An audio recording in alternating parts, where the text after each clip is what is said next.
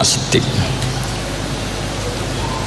Tapi teori ini berbanding paradok, berbanding ekstrim ketika bahwa Quran itu diturunkan itu sebagai hudan, sebagai petunjuk. Kedua sebagai bayanan, sebagai penjelas. Dan ini yang saya yakini. Kalau sebagai penjelas, Quran itu harus jelas sekali dan bisa menjelaskan. Dan Quran mensifati dirinya wal kitabil mubin, demi kitab yang memberi penjelasan. Sehingga dari sudut ini orang kafir pun mungkin memahami Quran. Dan menurut saya orang kafir pun bisa paham Quran. Kalau Ahok itu melintir Quran, tidak memahami Quran, Pak. Senok harganya itu melintir Quran tapi tidak memahami Quran. Tapi bahwa Quran itu bisa difahami orang kafir itu iya.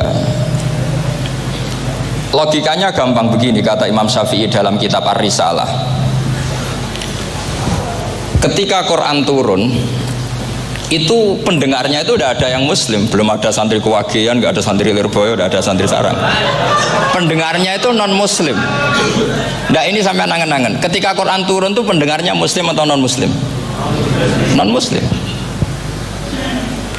Andai kan Quran itu turun tidak difahami orang kafir, maka lalu objeknya siapa, sasarannya siapa? Nah sebab itu akan aneh kalau kita yang mondok misalnya ngaji Idqon, ngaji Alfiyah, ngaji Ulumul Quran apa saja, kemudian Anda tidak paham Quran, padahal orang kafir saja bisa paham. Nah ini tantangan bagi kita.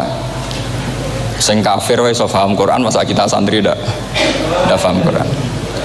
Makanya begini, di antara awal-awal periode Makkiyah ada surat disebut Qul ya ayyuhal kafirun.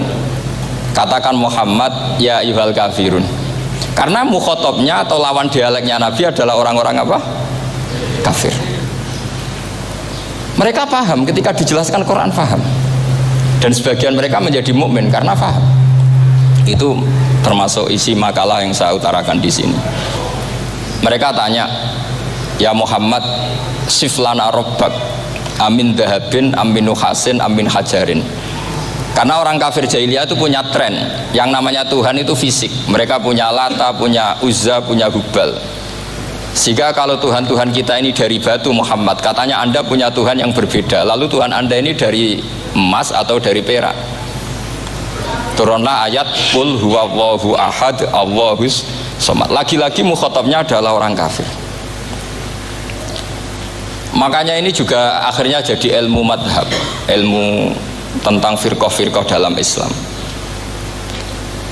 bahwa kesalahan terbesar orang Khawarij sebagaimana yang dikutip Imam Bukhari, nanti saya mencari di juz 4 atau di juz 3, pokoknya di bab Babu Qitalil Khawarij, karena Imam Bukhari punya adat diulang-ulang. Kata Ibnu Umar yang dikutip Imam Bukhari, innahum intolaku ila ayatin nazalat fil kufar faja'aluha alal mu'minin. Orang-orang Khawarij atau kalau sekarang orang-orang radikalisme itu meneliti Quran, kemudian ketika ada kriteria manusia-manusia tertentu itu dianggap itu kenanya orang Islam, korbannya orang Islam. Padahal awal mula ayat ini turun untuk orang kafir atau kritikan pada orang kafir. Ini cilaka betul. Karena logikanya seperti yang dikatakan Imam Syafi'i, ketika Quran turun ini nggak ada orang Islam, yang ada orang kafir. Sehingga mukhatabnya adalah orang kafir.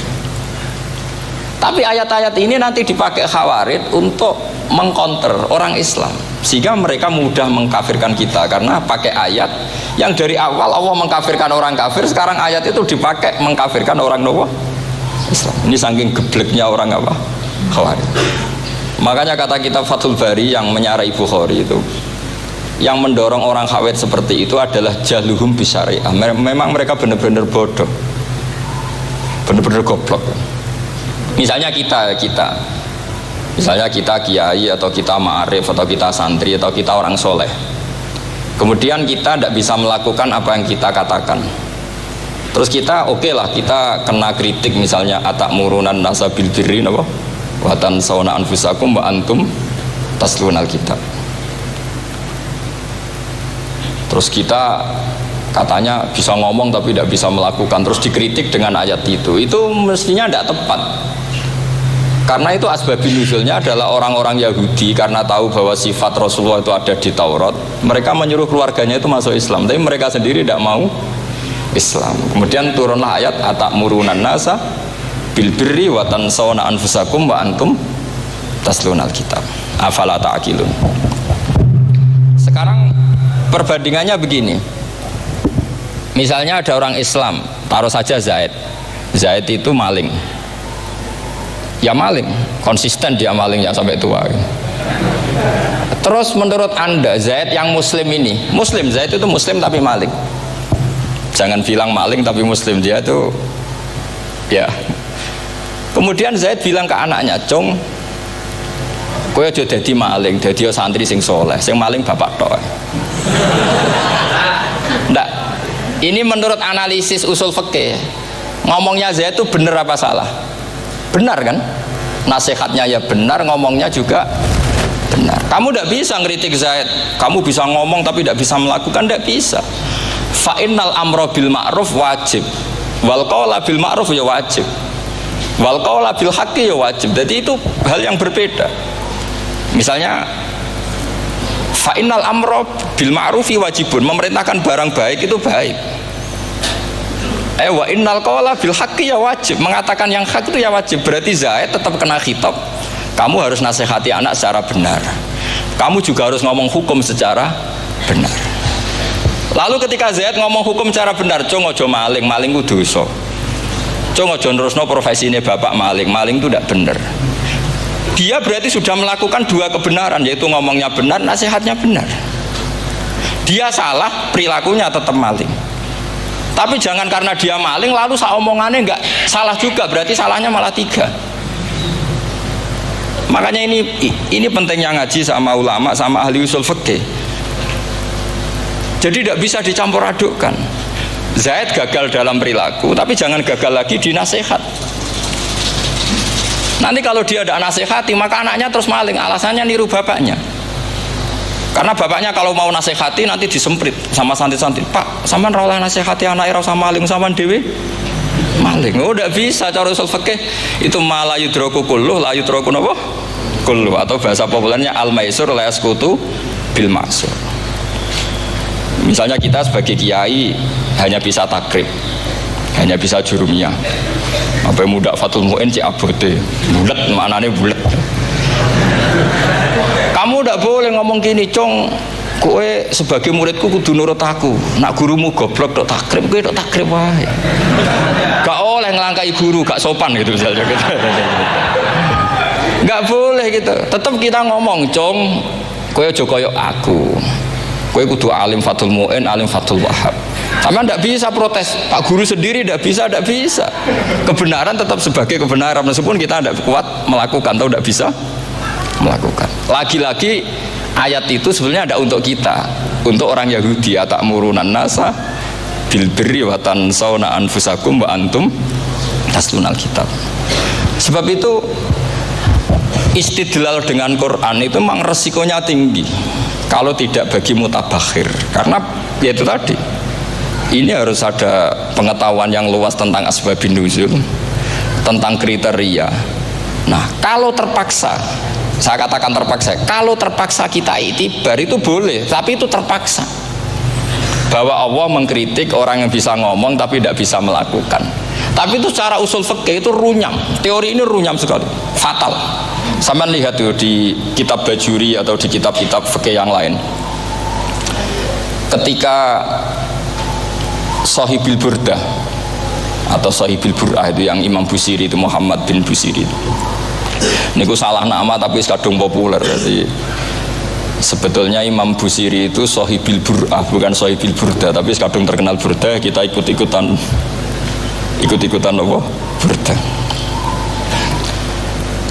Imam Busiri itu ngeluh, "Saya ini orang yang banyak kesalahan. Di antara salah saya adalah saya bisa ngomong tapi tidak bisa melakukan. Yaitu saya ngomong misalnya orang supaya tahajud, saya tidak tahajud. Saya ngomong orang supaya sholat sunat, saya nggak pernah sholat sunat. Itu sarahnya itu yang menyarai itu kan Imam Bajuri itu yang sarah Burdah. Itu mengkritik begini. Kalau Anda ngendikan itu fi ma'radi dzammin nafsi, yaitu dalam konteks Anda mengkritik diri sendiri oke. Tapi omongan Anda salah. Karena secara usul fikih fatal. Fatalnya begini. Misalnya saya nggak pernah tahajud. Ya mungkin itu nyata. Mungkin itu nyata. Apakah kemudian saya tidak boleh mengatakan at-tahajjudu sunnatun? Apa saya diwajibkan diam hanya karena saya tidak pernah tahajud, terus saya seorang kiai yang haram mengatakan at-tahajjud sunnatun? Saya harus tetap mengatakan kalau tahajud itu sunnah. Saya kalau punya santri terus saya bilang, "Cung, napas nganggur yuk tahajud. Tahajud itu sunat." Karena mengatakan kebaikan pasti bagian dari kebaikan itu sendiri. Makanya kata Imam Bajuri, "Fakaifa yakunul amru bil ma'rufi mazmuman." Bagaimana mungkin sesuatu yang jelas baik karena memerintahkan kebaikan mazmuman menjadi sesuatu yang tercela hanya karena yang mengatakan tidak melakukan. Fa innal fi'la ya amrun wal hukmu ya amrun akhar. Itu beda. Jangan karena Anda tidak minum teh karena diabetes, terus Anda kalau ada tamu tidak disuguhi teh. Karena saya sendiri tidak minum teh. Wah ya repot kalau gitu. Nah, itu lagi-lagi tadi orang Khawarij salah ketika mengartikan ayat yang harusnya objek kritiknya itu orang kafir, kemudian karena Quran lama sekali dibaca orang Islam sampai orang itu lupa kalau Quran awalnya turun diantaranya adalah membenahi akidahnya orang kafir, sehingga korbannya orang Islam. Itu mirip seperti cerita kita ya, santri-santri itu kalau punya musuh itu baca Hizib Nasor. Dulu pengarang Hizib Nasor itu musuhnya orang fasik, sehingga dihizib. Santri ora duwe musuh wong fasik, duwene kancane dhewe, akhirnya kancane yang kena hizib.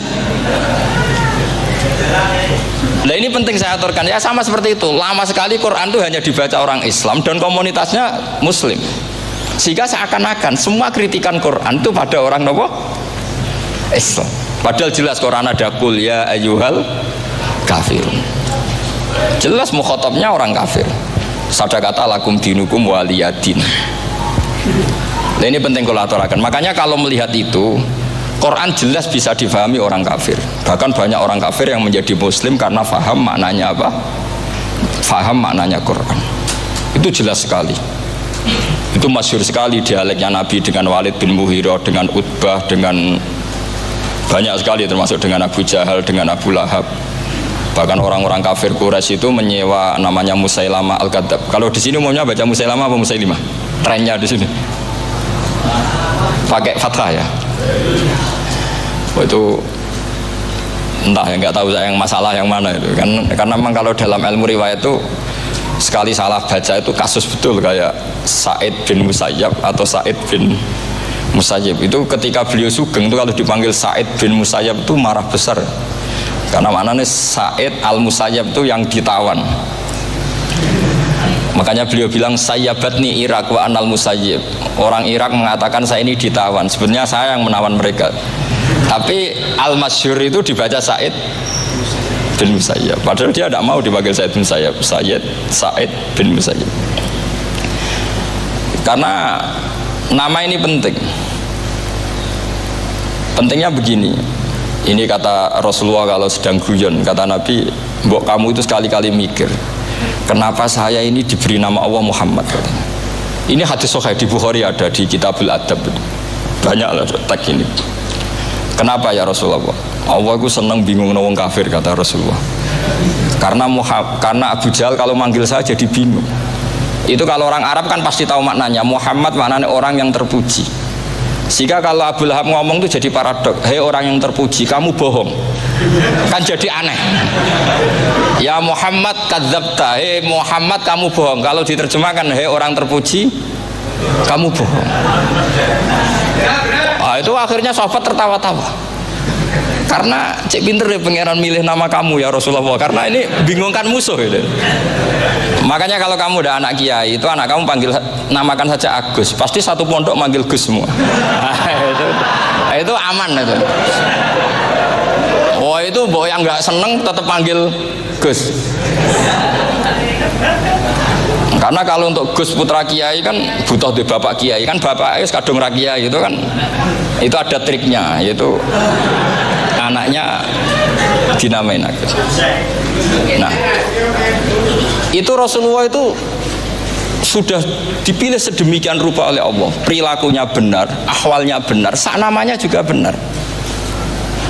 Sehingga ketika Abu Jahal, Abu Lahab tahu bahwa nama Muhammad ini problem, karena ini madah itu memuji.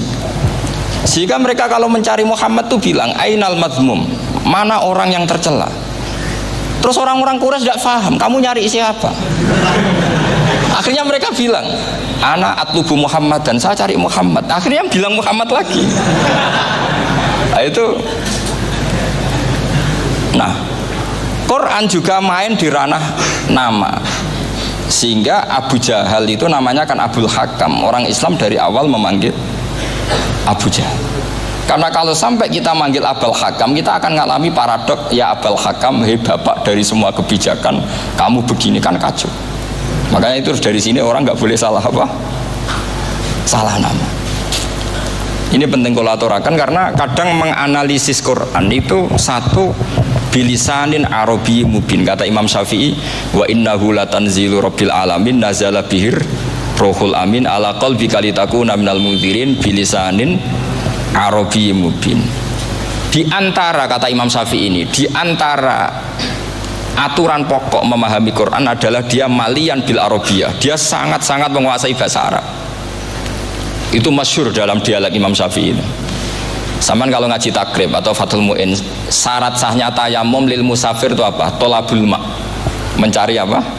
Air. Sampai kalau di takrib dicontohkan, kalau di tempat atas nyari ke bawah, kalau ke bawah nyari ke atas. Imam Syafi'i ditanya, kaifa taqulu bi syartit tolab? Bagaimana Anda berpendapat bahwa tolabul ma' itu wajib untuk menjadi sahnya tayamum? Terus Imam Syafi'i faqara'a falam tajidu ma'an, kamu pergi kemudian falam tajidu ma'an, kamu tidak menemukan air. Terus Imam Syafi'i mengatakan la yuqalu liman lam yatlub lam yajid wa innama yuqalu lam ya'rif, katanya. Orang yang nggak pernah mencari itu tidak bisa dikatakan lam yajid, tidak menemukan. Kalau belum mencari namanya tidak tahu. Padahal Quran bilang kamu pergi kemudian kamu tidak menemukan air. Tidak menemukan itu berarti harus mencari dulu, baru dikatakan lam yajid, tidak menemukan. Kalau tidak pernah mencari namanya tidak tahu. Hanya gitu tok itu jadi ilmu bahwa tolabul ma' itu wajib, karena Allah mengatakan falam tajidu ma la yuqalu liman lam yatlub lam yajid wa innama yuqalu lam ya'rif. Orang dikatakan tidak menemukan berarti setelah mencari kemudian kesimpulannya tidak menemukan. Kalau belum mencari namanya apa? Tidak tahu. Nah dari sini Imam Syafi'i istidlal wajib tolabul ma'. Ini namanya malian bil arabiyah. Dia menguasai bahasa Arab. Begitu juga ulama-ulama sufi. Itu ada cerita Bayazid Al-Bustami, itu ada muridnya baca ayat wasiqal ladzina taqaw rabbahum ilal jannati zumara. Orang-orang takwa itu digiring menuju surga. Itu dia nangis. Muridnya kaget, ini guru saya tidak benar, ini ada cerita surga tapi dia malah nangis karena ayatnya itu digiring. Terus kata Abu Yazid, mereka itu di mana saja, masa ke surga butuh digiring? Ke surga itu kan nikmat, ngapain butuh digiring? Saya tidak mau, kata dia. Abu Yazid itu gak mau digiring ke surga, itu gak mau. Muridnya kan tambah kaget, memangnya mau neraka kan gitu pikirannya itu. Ternyata beliau jawabnya sederhana, saya pas itu sudah dekat sama Allah sehingga tidak perlu digiring. Kemudian saya sudah panitia kiamat pas itu, jadi tidak perlu digiring. Nah ini nanti penting jadi satu aturan ilmu ulumul Quran. Saya di rumah itu istiqomah ngajar Qawaidul Asasiyahnya Said Muhammad yang dulu ditulis abahnya Zubdatul Itqan oleh Said Alawi. Kemudian Zubdatul Itqan itu tentu dari kitab Itqan. Terus Said Alawi dulu ngarang kitab Faidul Khobir, sarahnya Faidul Khobir sama Sayyid Muhsin Al-Musawab, dulu dari Padang tapi hidupnya di Mekah. Saya dulu talaki sama Mbah Mun. Itu ternyata ada ayatnya, innal muttaqina fi jannati wa nahar fi maq'adi sidqin 'inda malikim muqtadir. Sekarang sampean saya tanya, menurut Anda semua orang kena hisab enggak? Enggak, sampean jawab saja. Menurut Anda ketika di mahsyar semua orang kena hisab apa enggak? Pasti kita menjawab iya. Tapi kata Sayyid Muhammad, itu keliru. Enggak kebayang orang seperti Nabi kena hisab. Pasti yang kena hisab itu orang-orang yang enggak jelas. Nah, misalnya Nabi jelas baiknya, harusnya ya langsung nggak kena hisab. Karena tidak mungkin seorang saksi kok diaudit, tidak mungkin. Lo saksi itu di pengadilan kan nggak tersangka, nggak terdakwa, dia tidak boleh diintervensi oleh hakim. Nah, Rasulullah ketika kiamat, ketika fil mahsyar, fi faslil qada itu jelas, fa kaifa idza ji'na min kulli ummatin bisyahidi wajib nabika ala haulai syahida. Rasulullah sudah dekat Allah, pas mahsyar itu ada Allah, ada Rasulullah, ada Jibril. Kemudian Nabi itu mengidentifikasi, ditanya sama Allah, bener mat ini umatmu? Ya, niki umatmu ya. Kalau yang nggak jelas ya Nabi lama jawabnya. Makanya kamu jangan jadi orang nggak jelas. Nah, itu kalau sekali nggak jelas itu Nabi lama sekali jawab. Nah, artinya begini, yang kena hisab itu meskipun kata Sayyid Muhammad, meskipun Dhahirul Quran itu menetapkan asbata umumal hisab, tapi zahirnya Quran yang sama juga menafikan hisab. Itu karena nggak mungkin, nggak kebayang kita malaikat berani menghisab afdalul khalqi. Sama bisa bayangkan malaikat mengaudit Rasulullah SAW, ahabbal khalqi ilallah, kepen ciloko mencet ya. Wong jejer Allah kabeh dinten audit sudah indah. Fa kaifa idza ji'na min kulli ummatin bisyahidi wa ji'na bika ala haula'i syahida. Lalu mungkar nakir juga sama. Sampean bisa bayangkan mungkar nakir tanya Nabi Muhammad. Tesnya susah. Karena kalau Rasulullah terus ditanya, "Waman nabiyuka?" Wah, itu kan bisa kiamat itu.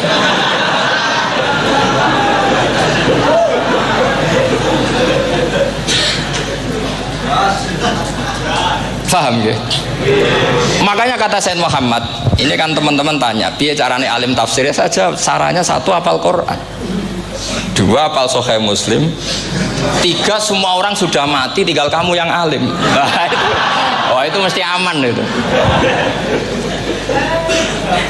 Nah kalau sampean tanya saya, apa buktinya Gus kalau orang tertentu tidak kena hisab? Ya buktinya tadi misalnya innalladzina qalu rabbuna Allahu tsummas taqamu tatanazzalu alaihimul malaikatu alla takhafu wala tahzanu wa absyiru. Mungkar nakir adalah malaikat penakut, membawa ketakutan. Sementara para wali ini jelas malaikat kena konstitusi, malaikat harus mengatakan ke para wali alla takhafu wala tahzanu. Padahal Nabi tentu sayyidul auli. Para wali saja malaikat kena aturan, kamu harus bilang alla takhafu wala tahzanu wa absyiru. Hei para wali, kamu jangan susah, jangan gentar, kamu harus gembira. Kamu bisa bayangkan misalnya mungkar nakir bawa godok, kata orang kalau dipukul jul sak walang-walang. Kemudian kamu bayangkan si Abdul Qadir ngalami itu, Abdul Hasan Asadali ngalami itu, Abu Yazid Al Bustami. Kalau itu ngalami gitu semua, ngapain kita jadikan mursyid? Kan sama nasibnya dengan kita. Nah, Zahirul Quran mengatakan asbatal hisabah, tapi Zahirul Quran di ayat yang lain lam yusbit al hisabah. Makanya tadi umumul Quran juga ditaksis dengan muqayyid, yang mutlak ditaksis dengan yang muqayyad, yang mujmal ya sama seperti itu, aturannya seperti itu, ditafsir sama yang mufassal. Sama orang kafir yang jelas, sampean bisa bayangkan malaikat ngaudit Fir'aun, cek kurang penggawean nih, jelas eleke kok di audit. Misalnya Abu Lahab di audit, oh malaikatnya celaka mencet, berarti dia gak percaya sama pernyataan Tuhan tabat yada abi lahabyu. Malaikat kok ngaudit Abu Lahab, mungkin Gusti kula ceke nak menawi wonten api lho ki ora tau ngaji Quran tapi wong ayate tabat yada kok cek di cek. Nah, yang seperti ini masuknya kategori ulaikal ladzina, saterusé mereka yang kafir bi ayati rabbihim wa liqaihi fahabitos a'maluhum fala nuqimu lahum yaumal qiyamati wasna. Jadi ada orang-orang kafir yang jelas kena aturan fala nuqimu lahum yaumal qiyamati wasna. Jelas kafirnya ya gak kena hisab, yang jelas nabinya, jelas wasinya juga gak kena hisab. Yang kena kita di tengah-tengah. Tapi ilmu itu ikut mainstream karena semua orang bilang ada hisab, ya kita ikut-ikutan bilang, ya sudah gitu saja. Tapi kalau aslinya rapati percaya. Umumnya uang gerono mati ditalkin, ya kita melok-melokan nalkin. Tapi kalau kadang ya gak kebayang. Piye nak wali-wali ditalkin. Makanya ada di dunia wali itu ada cerita Rabi'ah Adawiyah, itu termasuk keramat beliau itu. Kali Imam Sibawi kan dalam cerita wali kan ditanya marrobuka, ngapunten niku man mausul napa istifham. Wah itu malaikatnya ndak pernah khataman alfiyah kan repot. Kalau Rabi'ah Adawiyah lebih parah lagi, itu beliau tuh nangis sekeras-kerasnya, nangis terisak-isak, dia tersiksa. Ya Allah, engkau itu zat yang paling saya kenali dan harusnya semua makhluk itu kenal engkau, tapi ini hamba engkau tanya engkau itu siapa ya? Itu kan ini orang aneh karena Allah itu adharud dhahir, kata sampai Imam Sibawi silakan a'raful ma'arif. Jadi wong ora Allah wis geblek tenan dari Imam Sibawi. Imam Sibawi kan atas nama dia pakar nahwu pertama mengatakan domir paling makrifat di antara 6 isim makrifat, paling makrifat itu domir. Tapi meskipun gitu a'raful ma'arif Allah, yang paling makrifat dari sekian isim makrifat itu Allah. Artinya satu nama yang orang harus kenal semua. Makanya di antara keramat beliau ketika ditanya wong kok ora tau ngaji fikih men ngaji nahwu wae. Gak tahu dia ngaji carane sesuci, carane iddah to, gak tahu ngaji nahwu. Terus dia tanya bima fa'ala rabbuka, lalu Allah memperlakukan kamu gimana? Terus kata Imam Sibawi ghafaroli, Allah mengampuni saya karena saya orang yang mengatakan Allahu a'raful ma'arif. Ini penting kalau aturakan. Jadi makanya kalau sampean tanya caranya ilmu alim gimana, ya satu tadi, kalau sampean masih banyak orang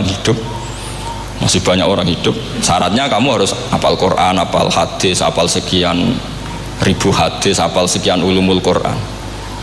Itu kalau masih banyak orang hidup. Kalau sudah kamu sendiri hidup, ya sudah, pokoknya isokulhu ya salim sendiri kan, nggak ada saingannya itu. Makanya kata Sayyid Muhammad, beliau mengatakan kita meyakini umumal hisab ya berdasar zahiril Quran, kita menafikan umumal hisab bahwa hisab hanya yahtassul liqaumin duna qaumin juga berdasar zahiril Quran. Kita percaya semua mayat ditanya mungkar nangkir ya berdasar zahiril ahadis. Kita tidak mengumumkan teks ini juga berdasar zahiril ahadis. Karena malaikat mungkar nakir juga malaikat, berarti dia kena aturan kalau ketemu para wali Allah takhafu wala tahzanu. Faham sih kalau maksudnya? Ini penting kalau aturakan. Jadi makanya aspeknya sampean bisa memulai kalau ingin jadi orang alim tafsir, bisa mulai dari yang mudah saja, yang fikih saja. Makanya kata Imam Ghazali, kenapa Mu'tazilah jadi segoblok itu? Karena dia tertipu oleh umumatul Quran, oleh teks-teks umum. Dia tidak tahu mukhasisnya. Padahal setiap ayat umum itu pasti ada mukhasis. Misalnya begini ya, kalau kamu maknanya fikih saja, contoh yang paling mudah familiar itu fikih ya. Misalnya kita ngaji Quran, wal mutallaqatu yatarabbasna bi anfusihinna salasata quru. Kalau orang dicerai itu iddahnya itu 3 kali masa nopo suci. Apakah aturan iddah seperti ini hal hadhil iddah amatun likulli mutallaqatin am li mutallaqatin makhsusah? Apa ini semua mutallaqah iddahnya pasti salah satu quru, apa orang tertentu? Ya enggak, asal dia mutallaqah pasti iddahnya salah satu quru. Anda goblok, Anda salah besar. Kalau misalnya yang dicerai adalah orang hamil, iddahnya apa? Salah satu quru apa watil hamli? Watil hamli. Kita butuh ayat lain, wa ulatul ahmali ajaluhunna ayyadna hamlahu. Sama seperti kita ngaji walladzina tawaffawna minkum wa yadharuna azwajan yatarabbasna bi anfusina arba'ata asyhurin wa asyra. Asal wanita ditinggal mati suaminya, maka iddahnya 4 bulan 10. Apa semuanya demikian? Enggak. Misalnya orang hamil iddahnya biwatil Artinya kalau Anda tertipu umumatil Quran, berarti Anda sama dengan menghukumi orang ditolak semua idahnya salah satu guru. Sama misalnya orang sekarang dalil-dalil wa may yatawallahum minkum fa innahu minhum. Kalau berkawan orang kafir, maka dia menjadi kafir. Itu kan fatal. Semua nabi berkawan orang kafir. Karena dakwahnya memang sama orang kafir. Lo coba, andai kan sampean hafal Quran, itu sama teori itu tuh mungkin menyedihkan. Coba istilahnya Quran, wadhkur akho'at wa ila adin akhawum huda wa ila samuda akhawum. Terus semua umatnya yang kafir disebut akhawum. Akhaw itu artinya apa? Saudara. Mereka ya berkawan sama orang kafir. Makanya butuh analisis fikih untuk maknani wa may yatawallahu minkum fa innahu. Setelah dianalisis fikih, ternyata semua nabi diistilahkan wa ila madyan akhahum syuaiba wa ila adin akhahum huda. Akhaw itu artinya apa? Saudara. Kalau sampean tanya, lalu logikanya gimana? Kata kitab-kitab kan wa in kana dasarin fajanibhu suratan. Kalau ada teman buruk, jauhi. Kalau teman baik, temani. Kalau cara usul fikih gampang. Kancanan maling dosa, wong kok kancane maling. Tapi nak dakwai maling, apik kan? Aku ora ngancani kok dakwai dandani, selesai kan? Ngancani maling elek, nak dakwai maling apik.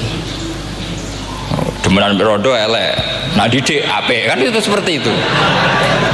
Nah, ini penting kalau aturaken. Nah di sini ini makanya NU itu punya sejarah panjang, banyak wali-wali yang jadab, yang coro zahir itu kancanan wong fasik-fasik. Orang syariat bingung, ini wali kok berteman orang fasik. Ya kalau kamu bahasakan teman ya masalah, kalau kamu bahasakan ini binaan. Enggak, sama jawab saja. Kalau dibahasakan teman masalah enggak masalah kan, tapi kalau dibahasakan itu binaan, selesai kan? Sama, Nabi berkawan orang kafir itu tidak karena berkawan, itu binaan Nabi. Memang Nabi itu jadi Nabi, objeknya adalah mengislamkan orang kafir. Ya berlama-lama Nabi dialek dengan mereka, muasarah sama mereka. Bahkan Nabi diharuskan bersikap baik sama mereka. Itu yang disebut fabima rahmatim minallahi lintalahum walau kunta fadzan ghalidhal qalbi lan faddu min haul. Tapi sekarang itu orang sudah tidak pakai ilmu. Orang-orang radikalisme itu nggak pakai usul fikih. Pokoknya kalau ada ayat terjemahnya gini ya sudah, itu jadi madhab. Akhirnya kecelakaan seperti ini. Pokoknya kalau ada ayat faqtulul musyrikina haitsu wajadtumuhum wa khudhuhum wahsuruhum wa'udu lahum kulla marsad. Sudah hafalnya ayat itu saja. Dia tidak mau ngapalkan misalnya qatilul ladzina yuqatilunakum. Ada ayat lagi wa akhrijuhum ya min haitsu akhrajukum. Sehingga ulama kita membagi kafir itu ada harbi, kita musuhi, ada zimmi, ada muahad, ada musta'man. Itu ulama karena tahu tidak semua orang kafir itu harbi, tidak semuanya zimmi, tidak semuanya muahad, tidak semuanya musta'man. Kalau harbi oke, kita perang, kalau zimmi ya kita bina, kalau muahad ya sesuai perjanjian kita, kompensasinya apa, MOU-nya kayak apa. Tapi apalnya mereka ayat satu tema. Nah celakanya kita yang ngaji di pondok-pondok yang katanya spesialis ingin alim tafsir, apalnya ya satu ayat juga. Wah itu kan satu ayat versus satu ayat, itu ngeri. Makanya kalau sampean tanya saya, ini katanya di acara ini sampean tanya gimana caranya jadi ahli tafsir, ya saya jawab gampang. Caranya itu apal Quran, apal hadis, terus apal ulumul Quran. Ya misalnya Nadoman ya Faidul Khobir lah, kalau kitab Nasar ya minimal itu setengah lanya itkon lah. Kalau nggak lanya-lanya amat ya agak lanya. Karena kitab tafsir itu gampang, teorinya itu mudah sekali. Misalnya al-ibratu bi umumil lafzi la bi khususis sabab, itu sama dengan kayak kaidah fikih. Karena kalau kaidah fikih itu, saya itu pernah dibisui kiai itu, ini kisah nyata itu, dibisui kiai itu pas basul masail. Dulu saya itu masih sering mau basul masail, tadi pun pensiun pun buatan niku. Dulu saya dengan Gus Zofur putrane Bamun itu sering makili Pondok Anwar basul masail fikih. Tapi tidak tahu ceritanya Gus Zofur jadi dokter tafsir, saya juga kok tahu-tahu menekuni tafsir. Lama-lama orang itu lupa status saya yang fakih ya. Makanya saya itu ya kadang eman gitu, karena ini status penting juga. Tapi status fikih itu kadang memang menyesatkan. Karena begini, itu dulu pernah ada Basul Masail itu begini. Ini kisah nyata ini. Ada desainer baju putri untuk putri, anak putri. Kemudian desainer itu menciptakan satu celana pendek misalnya, atau celana seperempat. Dengan desain ini pasti kalau dipakai itu auratnya itu kelihatan. Bagaimana hukumnya desainer ini? Apa termasuk mimman sarro'a as-sayyi'ata? Karena terjadi kasfil aurat. Apa enggak? Rata-rata kalau kiai yang khusuk-khusuk, yang sepuh-sepuh, desainer itu dosa gara-gara tren pakaian ini wong wedok buka aurat. Tapi saat kiai-kiai alim yang muda-muda, entah saking belingnya, entah saking pinternya, tidak tahu. Bilang begini, Pak Yai, yang didesain apa? Ya celana itu. Lalu celana itu fungsinya nutupi apa buka aurat? Ya nutupi. Lu kan lumayan urun nutupi. Kalau haram ya dicopot, lu kan malah parah itu. Bingung kayaknya. Sampai bilang gini kan, wah semanis. Itu kan makanya ini guyon ilmiah. Repotnya ngadepi orang alim muda itu kan mbok gedingi ku ilmiah, mbok senengi fase.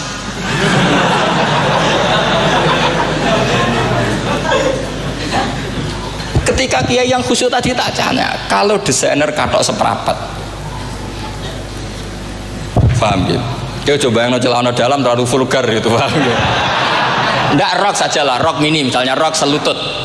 Saman jangan ngeres ya, yang rok selutut misalnya. Rok selutut itu desainernya kena hukum haram enggak? Saman jawab saja. Oh haram jadi kiai sepuh, karena dengan desain itu misalnya lututnya kelihatan. Tapi pertanyaannya kiai muda saya masih ingat betul, saya tanya. Lalu fungsi pakaian itu apa Pak Yai? Fungsi itu kan tetap nutupi sebagian aurat. Kalau Anda haramkan, barang haram itu harus dihilangkan. Nah, itu. Sampai kiai itu setelah acara itu manggil saya, Gus, kalau ngakoni jenengan alim tapi kiai podo repote. Podo repote ku nak dalam itu kan terus itu ada perumusan di redaksi keputusan yang dijual itu, yang masail fikihnya kan terus diputuskan, dibukukan. Kalau redaksinya halal, Gus, nanti orang pakai rok semua. Nah, saya balik bantah, kalau redaksinya haram, orang nggak pakai rok lah. Akhirnya itu apa? Kebijakannya lucu. Buak we Gus, pertanyaan itu buak sak jawabannya. Oh gege. Jadi kita debat tidak jadi. Ini cerita ilmiah. Makanya sama tidak wajib manut saya ini terlalu ilmiah, jadi tidak baik untuk kehidupan kesalian, kurang baik. Jadi ini, tapi ini ilmu, tetap kaidahnya fikih ma la yudraku kullu la yudraku kullu. Jangan kalau tidak bisa nutupi aurat semua, lalu jangan sama sekali. Loh kan kaidahnya kan gitu, ma la yudraku kullu la yudraku kullu. Misalnya Anda punya tetangga nggak mau pakai jilbab, nggak mau pakai pakaian muslimah, kamu tidak boleh bilang munisan rakambinan, tidak bisa. Malayu trokukulu layut napa malayu trokukulu itu layut troku napa kullu. Makanya ini kita harus hati-hati. Nah bayangkan sekarang orang meneliti Quran itu yutrokukulu. Mestinya kalau Anda meneliti radikalisme, ayat yang terkait radikalisme diteliti semua. Ternyata di surat Taubat yang disebut suratus Saif, yang bahkan haram baca bismillah, itu ada ayat wa in ahadum minal musyrikin nastajaroka fa'ajirhu hatta yasma'a kalam Allah summa ablighu ma'mana. Muhammad, kalau ada orang kafir mau belajar Quran sama kamu, ya harus kamu pelajari hatta yasma'a kalam Allah. Setelah mereka mau belajar, ya ablighu ma'mana, summa ablighu ma'mana, kamu harus menjamin keamanan dia. Itu di surat Taubat, termasuk akhiru suratin nazalat, gak mungkin terjadi mansuh. Tapi orang-orang ekstremis selalu pakai faqatulul musyrikin haitsu, apalan itu terus. Yang orang liberal yang menapani la ikraha fiddin. Ya sudah seperti itu. Sing orang-orang ora tegas, ora tau nahi mungkar, ya ma arsalnaka ila rahmatan lil alamin. Ngono terus. Yang kelompok tukang nahi mungkar ya ayatnya amen nahi mungkar. Saya tuh heran, kenapa mereka punya masalah dengan hafalan kayaknya. Kenapa sih? Hafalannya kok pedot itu. Kita yang hafal semua bingung jadi.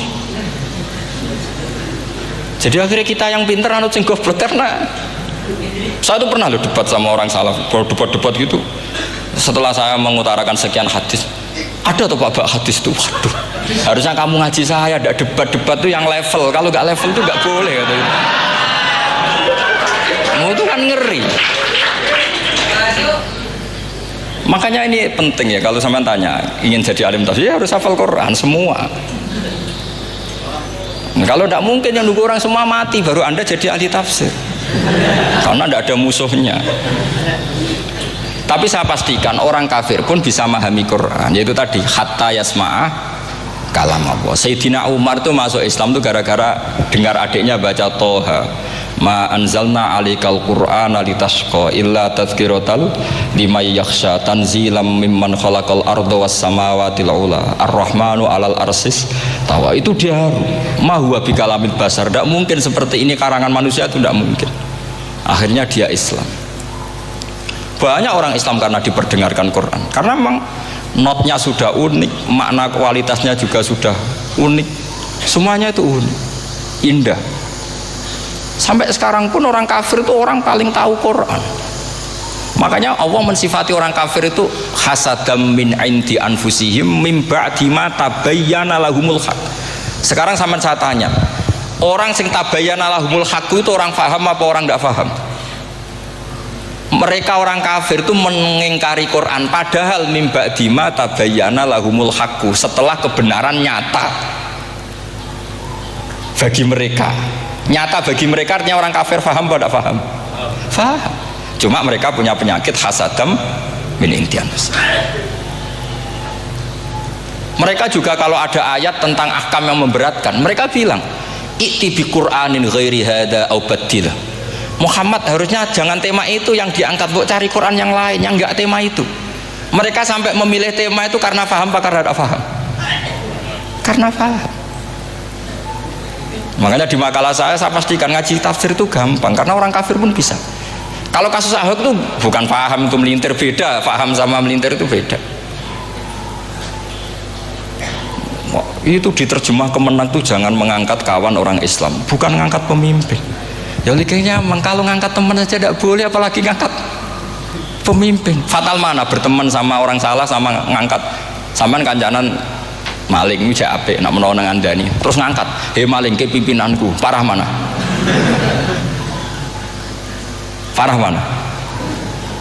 Artinya sama saja ketika diterjemah jangan ngangkat teman, sebetulnya ngangkat pemimpin lebih fatal. Itu kan mafhum awlawiyah, itu kan normal saja. Itu di Quran biasa, misalnya innalladzina ya'kuluna amwalal yatama dzulman, orang yang makan hartanya anak yatim secara zalim. Terus kamu bilang, "Gus, saya tidak makan kok, sepeda motornya tak gasap, tak jual." Yang diharamkan kan makan. Wah, ya sarap kalau gitu. Maknanya begini, memakan harta anak yatim artinya ifsad. Ifsad itu merusak. Nak ngono ikhraq, membakar atau mencuri sama dengan makan, bal asad, malah kan lebih apa? Lebih apa? Dasar. Jadi yakuluna di situ tuh ba'dul amsilah, sebagian contoh min wujuhil ifsad atau min wujuhil ihlak. Jangan kok karena ayatnya makan, oh yang haram tuh makan, kalau nyuri gak apa-apa. Waya fatat. Itu kan sama dengan santri geblek dikandani kiai ini, "Cung, kowe mbek bojomu jogeman naboi." Suatu saat istrinya lapor lagi, "Pak Yai sekarang ndak naboi tapi nyadui." Karena naboi itu pakai tangan. Mereka pertama dilaporkan kiainya, "Pak Yai, suami saya itu sering memukulin saya pakai tangan gini. Cung jogeman naboi bojomu."